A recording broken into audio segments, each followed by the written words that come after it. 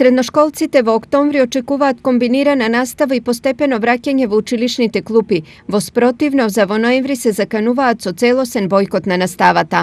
Направивме компромис, почитувајќи ги епидемиолозите, учебната година да започне од далечина, односно од дома. Но, доколку епидемиолошката состојба во текот на месец октомври ќе биде стабилна, тогаш учениците треба постепено да се враќат на училиштето со комбиниран модел.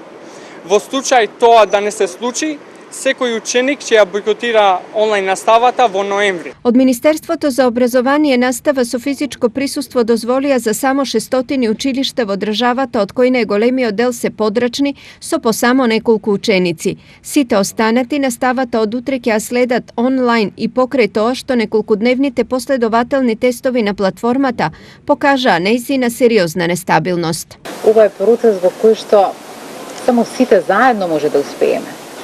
Предизвици ќе има многу пред нас.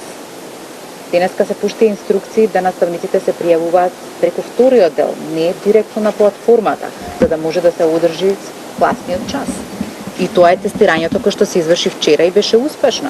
И дека ќе има падови и станувања, во процесот ќе има и ќе одиме заеднички низ него. Во исто време, околу 40.000 ученици во државата, од кои најмалку 1.500 се во источниот регион, немаат услови за следење на онлайн настава. Некои немаат компјутери, некои имаат само еден компјутер на неколку ученици, а некои немаат ни интернет. Образовните власти да најдат решенија за секој ученик да има пристап до алатки за учење на далечина, бидејќи образованието не е услуга, туку основно право. Сепак учебната година за сите започнува утре. Учениците од прво до трето одделение ќе следат настава во училница, а најголемиот дел од останатите тоа ќе мора да го прават преку онлайн платформата.